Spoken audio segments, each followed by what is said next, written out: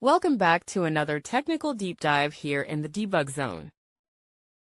Today, we're tackling a big question and breaking it down with insights from other users. Hopefully, this clears up some misconceptions and helps you get the answer you need. So, buckle up, stay a little curious, and let's jump right in.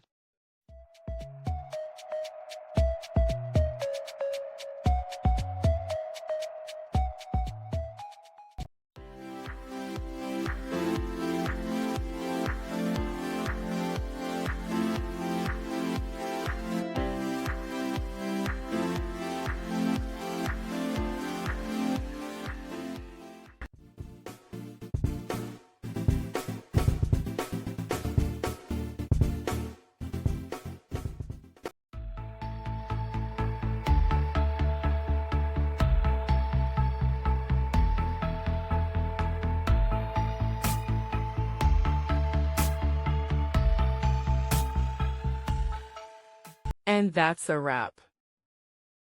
I hope you found the answer you were looking for. If you did, take a second to hit that subscribe button. It really helps out.